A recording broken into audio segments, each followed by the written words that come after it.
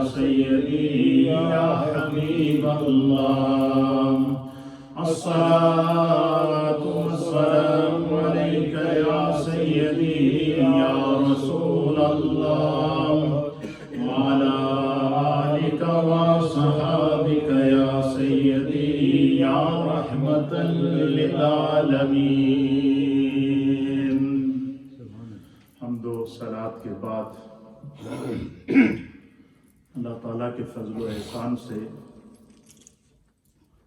ہمارا ایک بڑا ہی اہم ٹاپک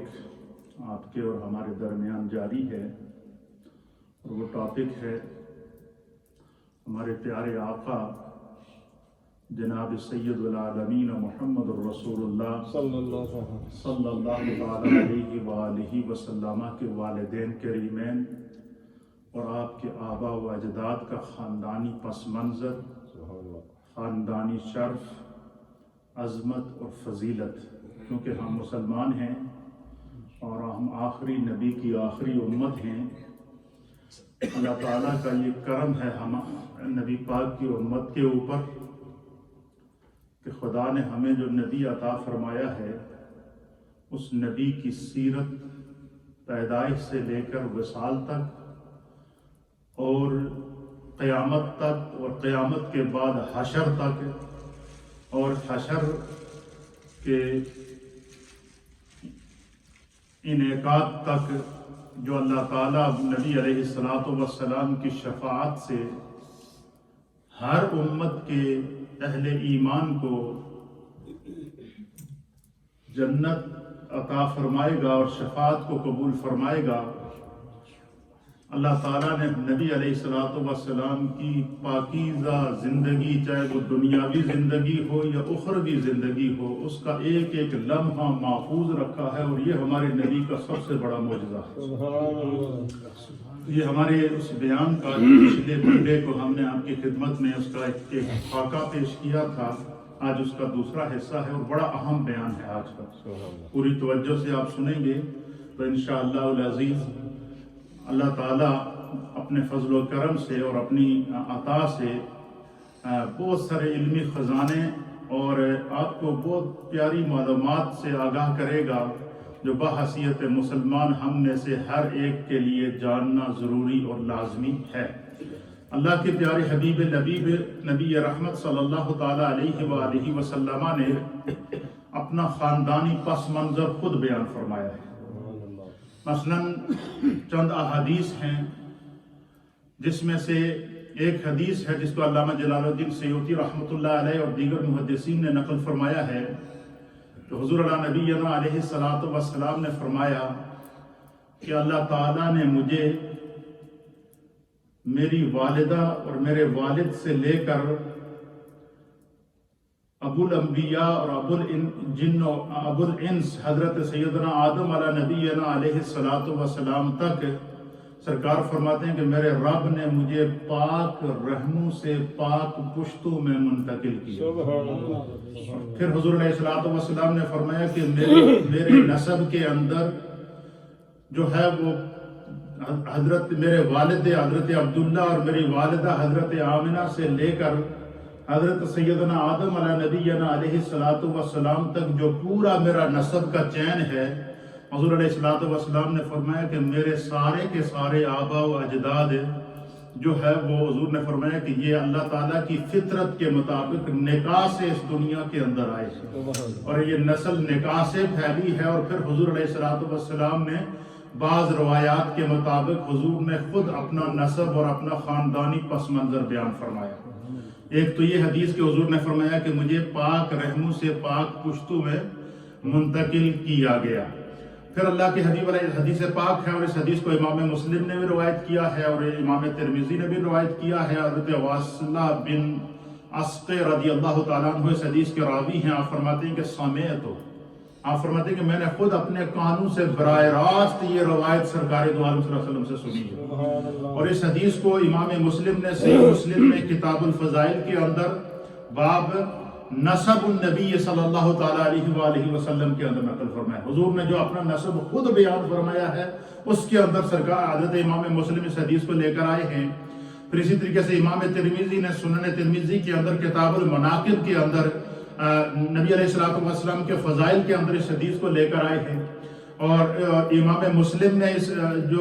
حدیث روایت کی ہے اس کا جلد نمبر 4 ہے اور حدیث نمبر ہے 17882۔ امام ترمذی نے جو یہ حدیث لے کر آئے ہیں اس کی جلد نمبر 5 ہے اور حدیث نمبر ہے 583۔ امام احمد بن حنبل اس حدیث کو لے کر آئے ہیں، جلد نمبر 4 ہے اور اس کا رقم الحدیث ہے 107۔ امام ابن ابی شیبہ نے اپنے مصنف کے اندر جلد نمبر 6 اور صفحہ نمبر جو ہے وہ 317 پر اس حدیث کو لے کر آئے ہیں۔ اسی طرح صحیح ابن حبان کے اندر بھی ہے، امام طبرانی نے بھی اس کو نقل کیا ہے، المعجم الکبیر میں آپ دیکھیں کہ تسلسل کے ساتھ جو ہمارے محدثین ہیں انہوں نے اس حدیث کو نقل فرمایا ہے کہ حضرت واصلہ بن عسکر رضی اللہ تعالیٰ عنہ بیان کرتے ہیں، آپ کہتے ہیں کہ میں نے سنا خود رسول اللہ صلی اللہ علیہ وسلم سے کہ اللہ کے پیارے حبیب لبیب نبی علیہ السلام نے فرمایا کہ ان اللہ اصطفیٰ کنانۃ من ولد اسماعیل، کہ اللہ تعالیٰ نے اولاد اسماعیل میں سے بنی کنانہ کو جو ہے وہ چن لیا تھا، منتخب کر لیا تھا، یعنی اللہ تعالیٰ نے جو ہے وہ نسل در نسل نبی علیہ السلام کے خاندان کا انتخاب کر لیا تھا پہلے سے، یعنی حضور علیہ السلام کا جو خاندان ہے، جو سلسلہ نسل ہے، یہ خدا کی طرف سے منتخب شدہ تھا، اور اس کو خود میرے آقا بیان فرماتے ہیں کہ ان اللہ اصطفیٰ، بے شک اللہ تعالیٰ نے چن لیا، اصطفیٰ یصطفیٰ استفاء فہو مصطفیٰ، اور اسی طریقے سے یہ جو نبی علیہ السلام کے جو بہت سارے اسماء ہیں اس میں سے ایک نام ہے محمد مصطفیٰ۔ مصطفیٰ کہتے ہیں کہ جو چنا ہوا ہو، منتخب شدہ ہو، خدا کی طرف سے انتخاب شدہ ہو، تو اسی بنا پر حضور علیہ السلام کا ایک نام کیا ہے؟ مصطفیٰ ہے۔ تو اس حدیث کے اندر نبی علیہ السلام کیا فرماتے ہیں کہ ان اللہ اصطفیٰ، بے شک اللہ تعالیٰ نے جو ہے وہ منتخب کر لیا ہے، کس کو؟ اللہ کے پیارے حبیب لبیب نبی رحمت صلی اللہ تعالیٰ علیہ وآلہ وسلم فرماتے ہیں کہ اللہ تعالیٰ نے اولاد اسماعیل میں سے بنی کنانہ کو منتخب کر لیا۔ پھر کیا ہوا؟ پھر سرکار فرمایا وَاصْطَفَىٰ قُرَيْشًا مِّن کِنَانَةَ، اور فرمایا کنانہ میں سے، بنی کنانہ میں سے اللہ تعالیٰ نے قبیلہ قریش کو منتخب کر دیا، اور حضور علیہ السلام کا تعلق خاندانی قریش سے تھا۔ تو نبی علیہ السلام فرماتے ہیں کہ اسماعیل علیہ السلام کی اولاد میں سے اللہ نے قبیلہ کنانہ کو منتخب کیا، اور کنانہ کی اولاد میں سے اللہ تعالیٰ نے قریش کو منتخب کیا۔ وَاصْطَفَىٰ مِن قُرَيْشٍ بَنِي ہاشم، فرمایا کہ قریش میں سے اللہ تعالیٰ نے قبیلہ بنو ہاشم کو منتخب کر دیا، اور فرمایا کہ وَاصْطَفَانِي مِن بَنِي ہاشم، اللہ تعالیٰ نے بنی ہاشم میں سے مجھ مصطفیٰ کو منتخب کیا۔ نبی علیہ السلام نے حضرت اسماعیل علیہ السلام سے لے کر اپنی پیدائش تک جو اپنا خاندانی پس منظر تھا اس حدیث کے اندر خود بیان کر دیا، اور فرمایا کہ یہ سارے کا سارا جو میرا خاندان ہے یہ کیا ہے؟ یہ فرمایا کہ اللہ کی طرف سے منتخب شدہ ہے۔ یہ ایک چیز آپ کے ہمارے علم میں ہونی چاہیے کہ نبی علیہ السلام کا خاندان یہ خدا کا انتخاب تھا، اور نسل در نسل اہل ایمان، معاہدین اور ملت ابراہیمی پر قائم، اور حضرت آدم علیہ السلام تک جو ہے وہ آپ کا سلسلہ نسل اور آپ کے آبا و اجداد سارے کے سارے مومن تھے، اور یہ اللہ کے حبیب علیہ السلام نے خود اس کو بیان فرمایا۔ پھر دوسری حدیث ہے، یہ حدیث ترمذی شریف کی ہے، اور اس کو امام ترمذی کتاب الدعوات کے اندر لے کر آئے ہیں، اور اس کا حدیث نمبر ہے 3532، اور اسی طرح کتاب المناقب کے اندر بھی اس حدیث کو وہ لے کر آئے ہیں۔ امام احمد بن حنبل بھی اس حدیث کو جو ہے جلد نمبر 1 اور صفحہ نمبر 210 کے اوپر رقم الحدیث ہے 1788، اور امام بہقی بھی اس کو لے کر آئے ہیں، اور دیگر محدثین بھی لے کر آئے ہیں، اور خود نبی علیہ السلام اس کو بیان فرماتے ہیں کہ حضور اللہ نبی علیہ السلام کے چچا حضرت عباس رضی اللہ تعالیٰ عنہ اس حدیث کے راوی ہیں، اور عن مطلب ابن ابی وداع رضی اللہ تعالیٰ عنہ، حضرت مطلب بن ابی وداع بیان کرتے ہیں کہ جاء العباس الى رسول اللہ صلی اللہ تعالیٰ علیہ وآلہ وسلم فکأنہ سمع شیئا، کہ حضرت عباس رضی اللہ تعالیٰ عنہ حضور علیہ الصلوۃ والسلام کے پاس آئے، اور بعد جو کفار تھے، منافقین تھے، جب حضور علیہ الصلوۃ والسلام کو دیکھتے نا تو سرکار دو عالم صلی اللہ تعالیٰ علیہ وسلم کی شان میں گستاخی کرتے اور مختلف قسم کی چیموں گوئیاں کرتے، تو حضرت عباس نے ان کو سن لیا۔ حضرت عباس نبی علیہ السلام کے چچا تھے اور یہ حضور علیہ الصلوۃ والسلام سے بڑی شدید قسم کی محبت کرتے تھے۔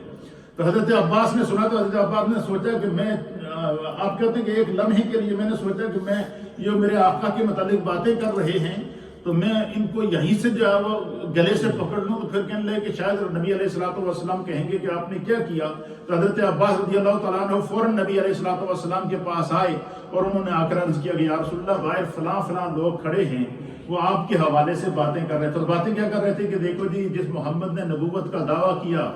تو وہ تو جناب جب پیدا ہوئے تھے تو پیدائش سے پہلے ہی ان کے والد دنیا سے چلے گئے تھے، وہ تو یتیم پیدا ہوئے،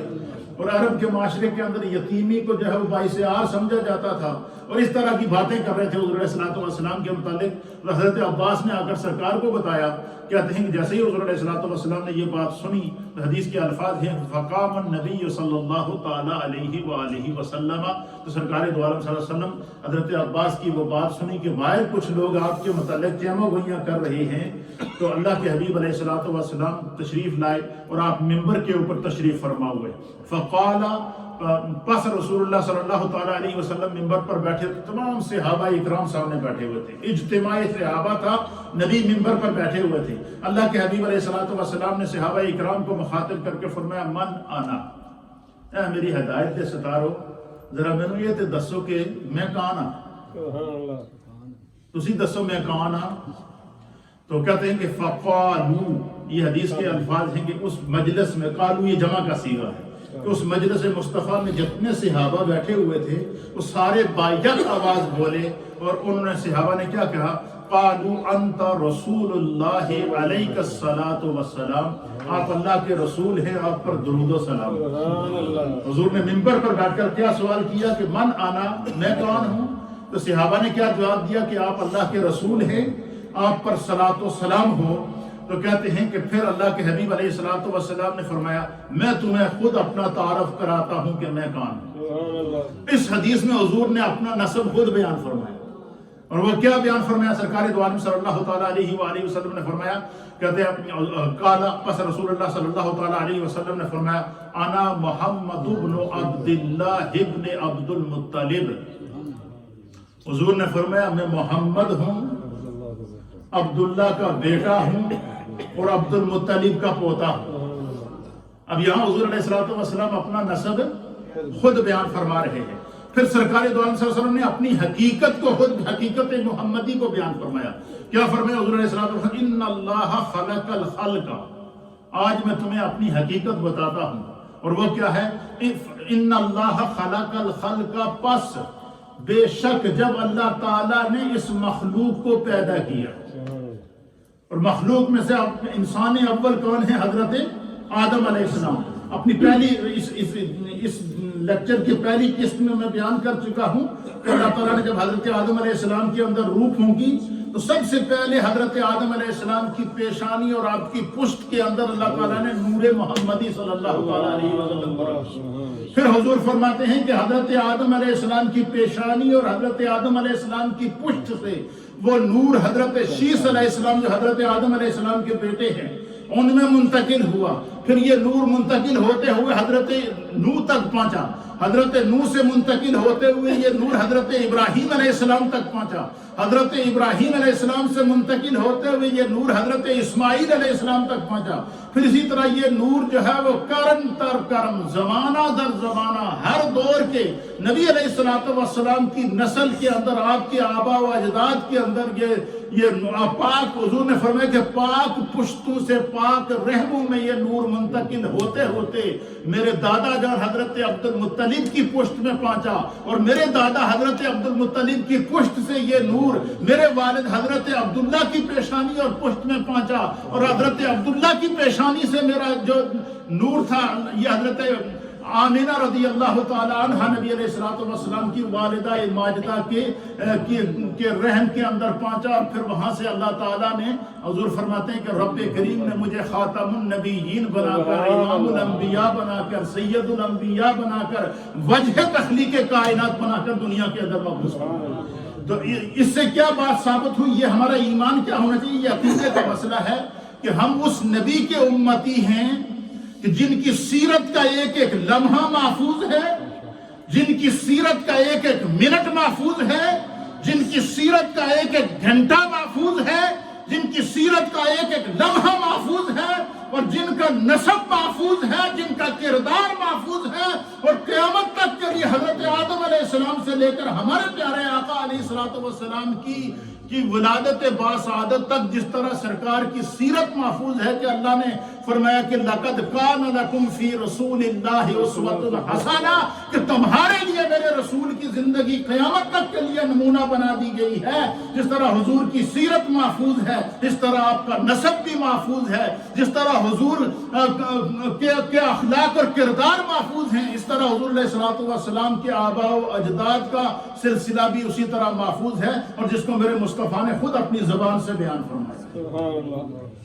کہ حضور نے فرمایا کہ اللہ نے مجھے پاک پشتوں سے پاک رحموں کے اندر منتقل کیا، حتیٰ کہ خداوند قدوس نے مجھے میری والدہ آمنہ کے بطن سے پیدا فرمایا۔ پھر سرکار دو عالم صلی اللہ علیہ وسلم فرماتے ہیں کہ ان اللہ خلق الخلق، پس اللہ تعالیٰ نے جب اس مخلوق کو پیدا کیا تو پھر فرمایا کہ اللہ تعالیٰ نے جب اس مخلوق کو اللہ تعالیٰ نے پیدا فرمایا تو فرمایا کہ پھر کیا فرمایا؟ اللہ تعالیٰ نے اس مخلوق کو دو حصوں میں تقسیم کیا۔ کتنے حصوں میں تقسیم کیا؟ دو حصوں میں۔ جب اللہ تعالیٰ نے مخلوق کو پیدا کیا تو اللہ نے اس کو دو حصوں میں تقسیم کیا، تو سرکار دو عالم صلی اللہ علیہ وسلم فرماتے ہیں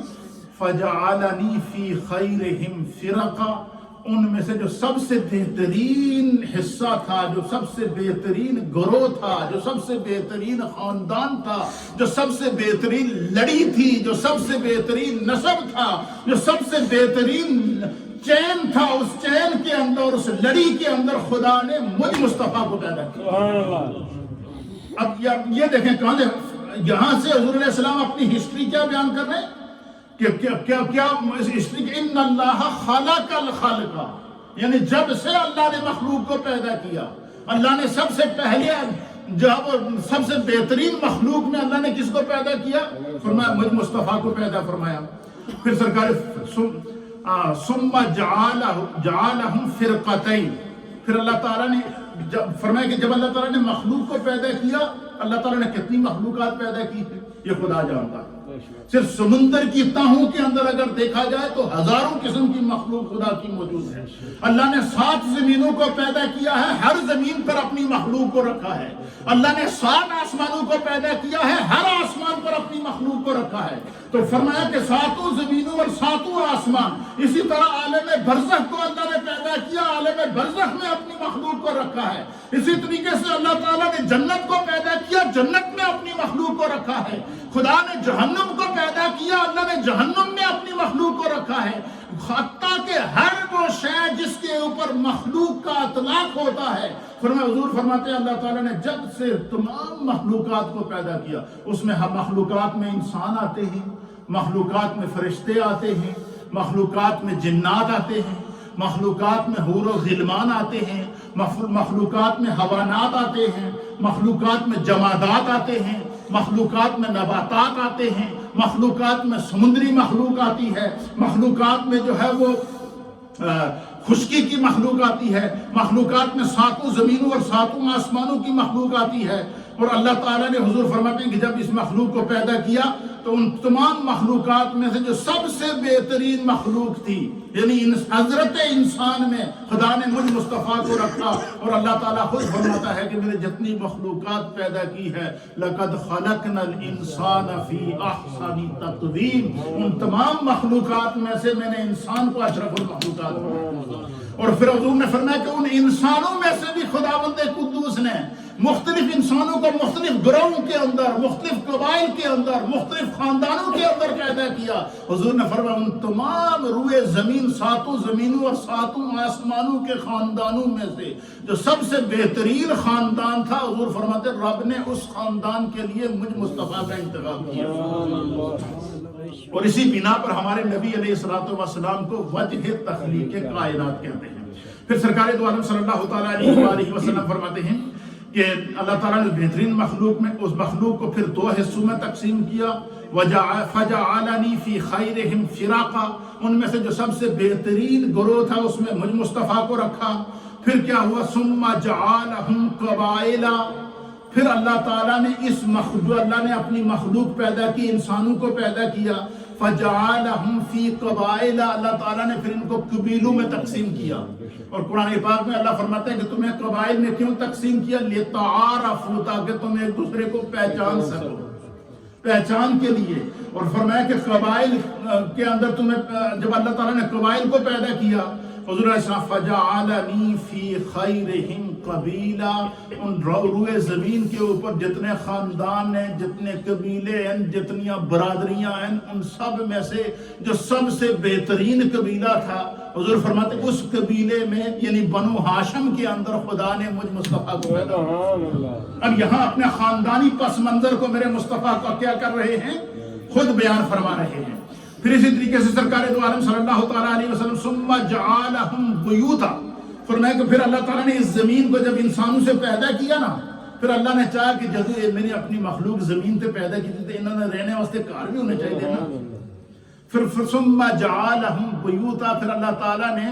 اس زمین کے اوپر گھروں کے اندر گھر بنانے کے لیے جو ہے وہ انسان کے دماغ کے اندر، ذہن کے اندر چیز ڈالی کہ بھائی زمین پہ چلتے پھرتے تمہیں آرام کرنے کے لیے گھر کی ضرورت ہے۔ فرمایا اللہ تعالیٰ نے پھر کیا فرمایا کہ پھر اللہ تعالیٰ نے گھروں کو پیدا فرمایا۔ فَجَعَلَنِي فِي خَيْرِهِمْ بَيْتًا، فرمایا روئے زمین دے اتے زمین دا او ٹکڑا سارے کو لو چنگا ہے، سب سو وکھرا ہے، سب سے بہترین ہے، سب سے اعلیٰ ہے۔ فرمایا زمین کا وہ ٹکڑا جس کے اوپر میں مصطفیٰ پیدا ہوا،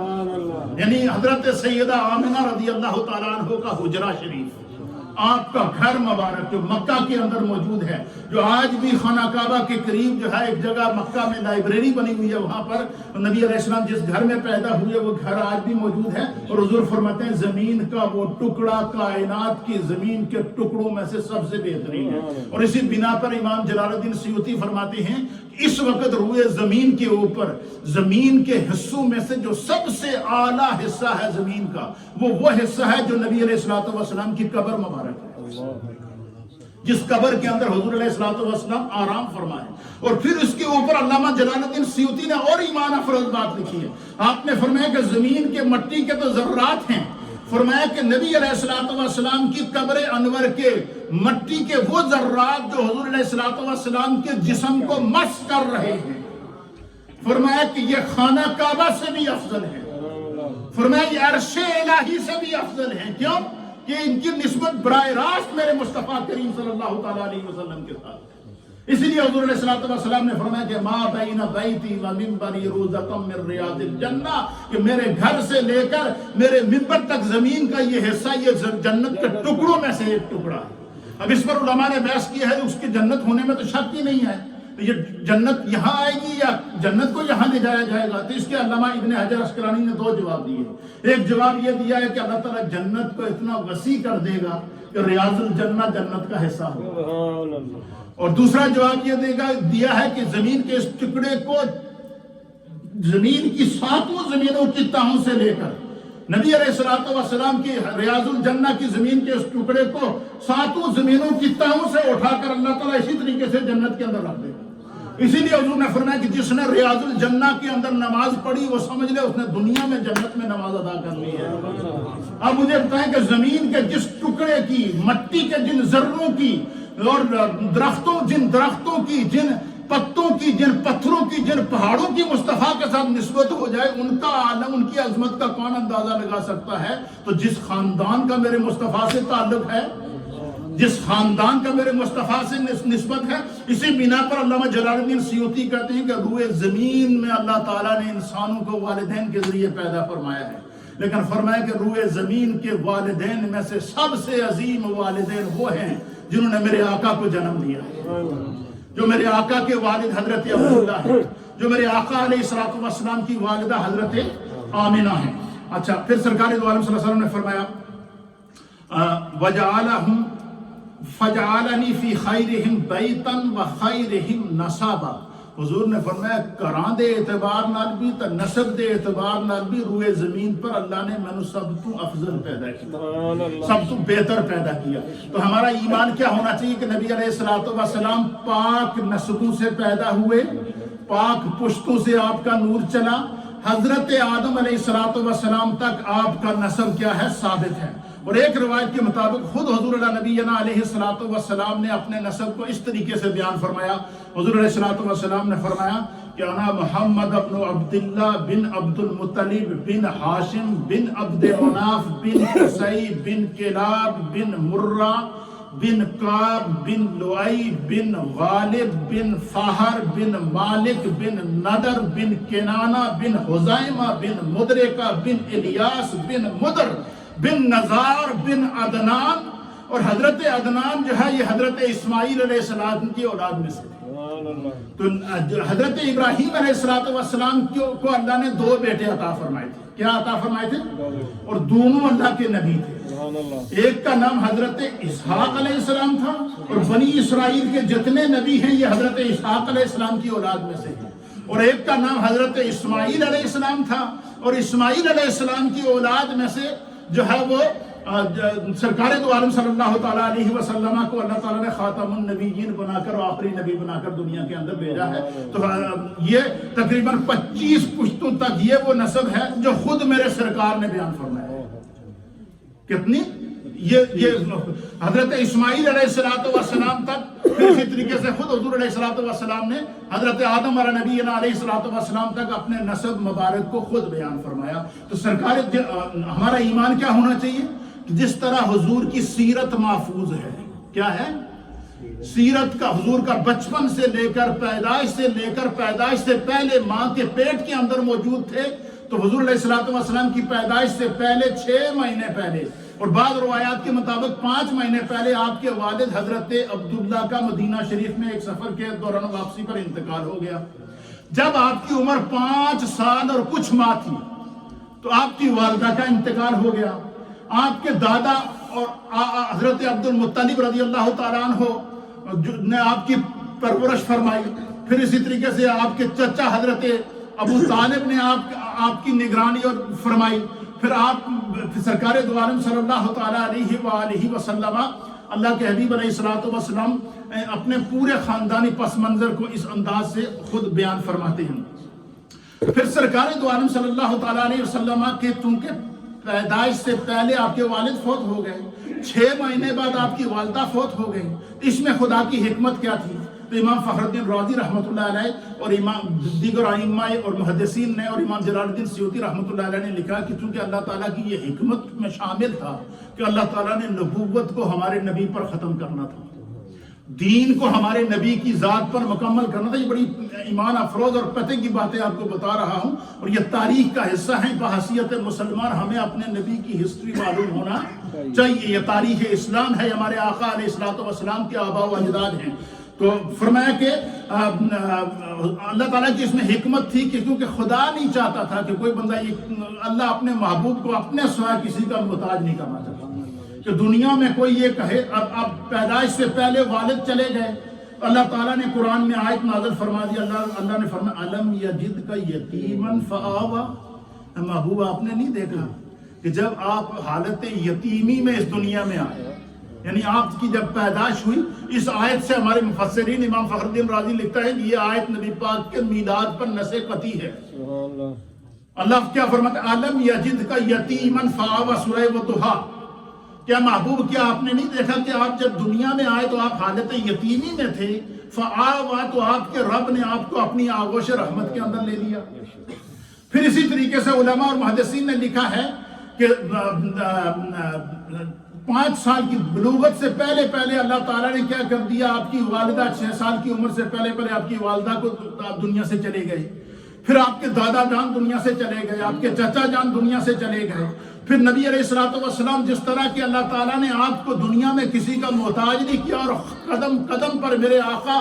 و مولا کی اللہ تعالیٰ نے خود اپنی آغوش رحمت کے سائے کے اندر رکھا، کیونکہ آپ کو کائنات کے لیے ایگزامپل بنانا تھا، آپ کے کردار کو ایگزامپل بنانا تھا، آپ کے وجود کو ایگزامپل بنانا تھا، آپ کے اخلاق کو ایگزامپل بنانا تھا، آپ کی سیرت کو ایگزامپل بنانا تھا، آپ کے کردار کو ایگزامپل بنانا تھا۔ تو پھر کیا ہوا، پھر فرمایا کہ اور پھر اللہ تعالیٰ نے دنیا میں کسی کا محتاج بھی نہیں کیا کہ کوئی بندہ یہ کہہ سکے کہ ان کے استاد فلاں ہیں، فلاں نے ان کو پڑھایا ہے۔ اللہ تعالیٰ قرآن میں فرماتا ہے الرحمن علم القرآن، رحمان وہ ہے کہ جس نے براہ راست قرآن کا علم میرے محبوب کو دیا، کیونکہ دنیا میں ممکن تھا کہ کسی کے ذہن میں آ جاتا کہ ٹھیک ہے جی بہت بڑے نبی ہیں، آخری نبی ہیں، اس میں کوئی شک نہیں ہے، لیکن انہوں نے استاد تے فلانا ہے نا، استاد شاگرد کو وڈا ہوتا ہے نا مرتبے میں۔ اب چونکہ اللہ نے نبوت کو مصطفیٰ پر مکمل کرنا تھا، کائنات کو مصطفیٰ پر مکمل کرنا تھا، نعمتوں کو مصطفیٰ پر مکمل کرنا تھا۔ اليوم اکملت لکم دینکم واتممت علیکم نعمتی ورضیت لکم الاسلام دینا کا تاج مصطفیٰ کے سر پہ سجانا تھا، اس لیے فرمایا الرحمن علم القرآن، مصطفیٰ کو رب نے خود ہی قرآن پڑھایا ہے، اور قرآن کے اندر فرمایا تبیان لکل شیء، ساتوں زمینوں، ساتوں آسمانوں اور دنیا اور آخرت کی ہر شے کا علم اللہ نے قرآن میں عطا فرمایا۔ اب قیامت تک زمانہ جتنی ترقی کرے گا، سائنس جتنی ترقی کرے گی، عروج جتنا ترقی کرے گا، وہ سارے کے سارے میرے مصطفیٰ کے علم کی خیرات ہے۔ انسان نے سفر کیا نا، جب پیدل چلنا شروع کیا، پھر اس کے ذہن میں آیا کہ مجھے گھوڑے کے اوپر یا اونٹ پہ سفر کرنا چاہیے، لمبا سفر اس طرح نہیں ہوتا، تو پھر وہ سواری پر آیا، پھر اس کے ذہن میں آیا کہ اس سے بھی کوئی تیز سواری ہونی چاہیے، وہ گاڑی پر آیا، پھر اس کے ذہن میں آیا کوئی اس سے بھی تیز سواری ہونی چاہیے، وہ اس نے ہوائی سفر شروع کر دیا، سمندری سفر شروع کر دیا۔ تو انسان کے ذہن کا یہ ارتقاء کیسے ہوتا رہا؟ پھر انسان کے ذہن میں آتا ہے کہ ہوائی سفر ممکن ہے، کیوں؟ قرآن پہ بیان کرتا ہے کہ اللہ تعالیٰ نے حضرت سلیمان کو تخت دیا تھا، وہ تخت پر بیٹھتے تھے، اس کو حکم دیتے تھے، وہ ہوا میں سفر کرتا تھا، اور تخت بھی ایسا نہیں تھا، اس کے اوپر پوری کابینہ ان کی بیٹھتی تھی، اس میں جانور بھی تھے، پرندے بھی تھے، جنات بھی تھے، انسان بھی تھے، وہ سارے ان کے ساتھ۔ پہلا ہوائی سفر حضرت سلیمان علیہ السلام نے زمین کے اوپر کیا، اسی طریقے سے سب سے پہلا فضائی سفر جنت سے زمین پر حضرت آدم علیہ السلام نے کیا، اور پھر میرے مصطفیٰ کو جب معراج کرائی تو بتا دیا کہ انسان قیامت تک ترقی کرتا رہے گا، لیکن جتنی ترقی کرتا رہے گا، آج کے لوگ کہتے ہیں سائنس نے بڑی ترقی کر دی ہے، سائنس میرے مصطفیٰ کے علم کی خیرات ہے،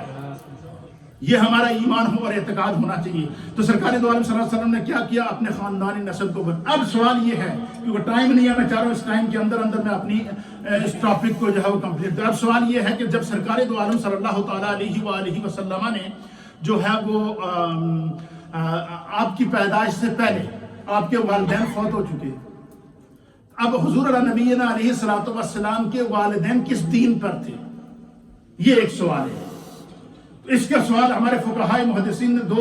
دو طرح سے دیے ہیں۔ ایک طرح سے یہ سوال جواب دیا کہ حضور علیہ نبینا علیہ الصلوۃ حضرت نوح علیہ السلام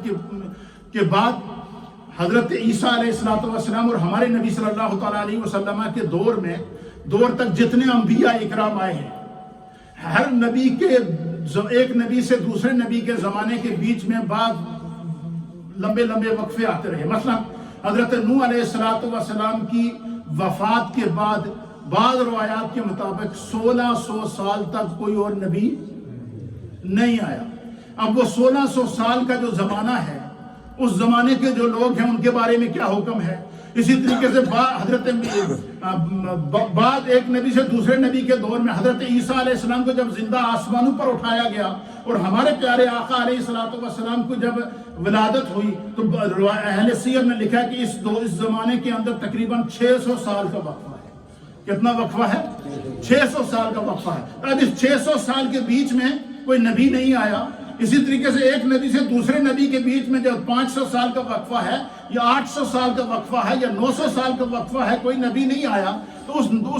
دور کے جو لوگ ہیں ان کے بارے میں کیا ہے؟ تو ان کے بارے میں ہمارا دین ہمیں یہ بتا رہا ہے کہ وہ سارے کے سارے ملت ابراہیمی پر تھے، ایک بات۔ دوسرا کیا ہے کہ وہ سارے کے سارے وہ لوگ جنہوں نے شرک نہیں کیا، وہ لوگ جنہوں نے شرک نہیں کیا، جو اللہ تعالیٰ کو وحدہ لا شریک مانتے تھے، تو اللہ تعالیٰ نے ان لوگوں کو اصحاب فطرت قرار دیا۔ اصحاب فطرت کیا کہتے ہیں؟ جس طرح کہ حدیث پاک کے اندر آتا ہے کہ نبی علیہ الصلوۃ والسلام نے فرمایا کہ کل مولود یولد الا علی الفطرہ، حضور نے فرمایا کہ ہر پیدا ہونے والا بچہ جو اس دنیا میں جب پیدا ہوتا ہے تو وہ فطرت اسلام پر ہوتا ہے، چاہے وہ کسی کافر کے گھر میں ہی پیدا کیوں نہ ہو، یا کسی یہودی یا نصرانی کے گھر میں ہی پیدا کیوں نہ ہو، جب وہ پیدا ہوا تو وہ فطرت اسلام کی۔ بچہ پیدا ہوتا تو لاشعور ہوتا، اس کو تو پتہ نہیں ہوتا میرا دین کیا ہے۔ فرمایا کہ جو لوگ جنہوں نے کسی نبی کا زمانہ نہیں پایا وہ فطرت اسلام پر ہوں گے۔ اور دوسری روایت کے مطابق حدیث کے اندر آتا ہے کہ ایک روایت میں حضور علیہ الصلوۃ والسلام کے سامنے یہ مسئلہ پیش کیا گیا کہ جن لوگوں نے کسی نبی کا زمانہ نہیں پایا، دنیا میں آئے، اچھے کام کیے ہیں اور خانہ کعبہ کی حفاظت بھی کرتے رہے کرم در کرم، تو ان لوگوں کے بارے میں کیا حکم ہے؟ تو حضور نبی علیہ الصلوۃ والسلام نے فرمایا کہ وہ لوگ اصحاب فطرت ہیں۔ تو فرمایا کہ اللہ تعالیٰ نے قرآن حکیم فرقان مجید کے اندر ارشاد فرمایا، تو قرآن کریم کی آیت ہے کہ اللہ کے پیارے حبیب لبیب نبی رحمت صلی اللہ تعالیٰ علیہ وآلہ وسلم فرماتے ہیں کہ اللہ تعالیٰ نے قرآن حکیم میں سورہ بنی اسرائیل میں فرمایا کہ وَمَا كُنَّا مُعَذِّبِينَ حَتَّى نَبْعَثَ رَسُولًا، سورہ بنی اسرائیل کی آیت نمبر 15، کہ ہم اس وقت تک ان کو عذاب نہیں دیں گے جب تک کہ ان کے پاس رسول نہ بھیج دیں، کیونکہ رسول بھیجیں گے تو رسول ایمان کی تعلیم دے گا، رسول کی تبلیغ پر ایمان لائیں گے۔ فرمایا جن کو رسول کا زمانہ نہیں ملا تو وہ کیا ہیں؟ تو فرمایا کہ وہ اصحاب فطرت ہیں۔ حضور نے فرمایا کہ ان کے ساتھ دو طرح کا سلوک کیا جائے۔ پہلا سلوک یہ کیا جائے کہ قیامت کے دن اللہ تعالیٰ ان کو جمع فرمائے گا، اور حضور فرماتے ہیں کہ اللہ ان کی طرف رسول بھیجے گا۔ اور امام فخر الدین رازی رحمۃ اللہ علیہ اور امام علامہ جلال الدین سیوطی فرماتے ہیں کہ تمام امتیں جنہوں نے اپنے دو زندگی گزاری اور انہوں نے کسی نبی کا زمانہ نہیں پایا اور وہ دنیا سے چلے گئے، تو فرمایا اللہ تعالیٰ قیامت کے دن ان کو جمع کرے گا اور ان کی طرف ہمارے پیارے آقا کو رسول بنا کر بھیجے گا۔ فرمایا کہ روح بددعا کو وہ دیکھ کر وہ سرکار ان کو دین کی دعوت دیں گے، وہ حضور پر ایمان لے کر آ جائیں گے، پھر حضور کی شفاعت سے ان سب کو جنت کے اندر داخل کر دیا جائے گا۔ ایک دوسری بات کیا ہے؟ سرکار دو عالم صلی اللہ علیہ وسلم نے فرمایا کہ آپ کے والدین کے بارے میں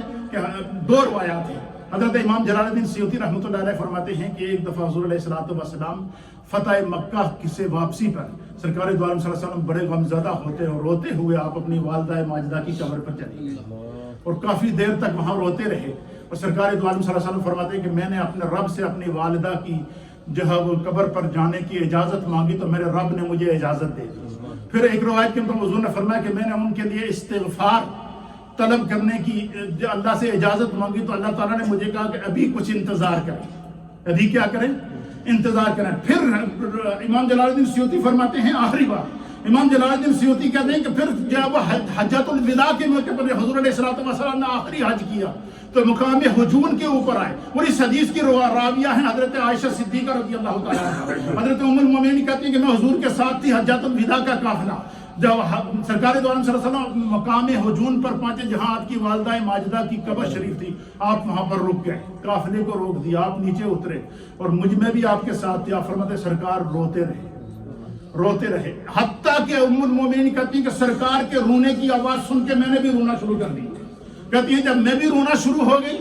تو پھر کیا ہوا؟ پھر ہم نے اچانک دیکھا کہ اللہ کے حبیب علیہ الصلوۃ والسلام نے مسکرانا شروع کر دیا،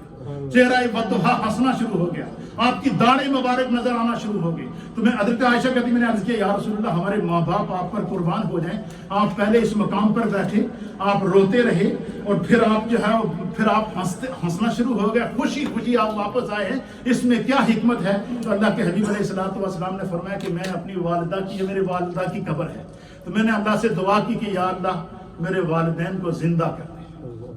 تو حضور فرماتے ہیں کہ پھر میرے رب نے میری دعا کو قبول کیا، میری والدہ اور والد دونوں کو اللہ نے اپنی قبروں میں زندہ کیا، اور حضور فرماتے ہیں پھر وہ مجھ پر ایمان لائے، قبر کے اندر ہی مجھ پر ایمان لائے۔ جب وہ مجھ پر ایمان لائے تو خدا نے پھر ان پر موت طاری کر دی، اور میں اس لیے خوش ہوں کہ اب اللہ تعالیٰ نے میرے والدین کو مجھ پر ایمان لانے کی بھی سعادت عطا فرما دی۔ اور حضور علیہ الصلوۃ والسلام ہر دعا میں ربی جعلنی مقیم الصلاۃ ومن ذریتی ربنا وتقبل دعا ربنا اغفر لی ولوالدی وللمؤمنین یوم یقوم الحساب پڑھا کرتے تھے۔ اس کے اوپر بہت سارے آگے نکات ہیں، لیکن وقت اپنے دامن میں اتنی وسعت نہیں رکھتا۔ میں نے پورا نبی پاک صلی اللہ علیہ وسلم کے خاندان کا پس منظر بیان کر دیا ہے۔ اللہ اپنی بارگاہ میں قبول فرمائے۔ السلام علیکم یا سیدی یا رسول اللہ وعلا آلہ و اصحابہ یا سیدی یا حبیب اللہ۔ اللہ اکبر اللہ اکبر اللہ اکبر اللہ اکبر۔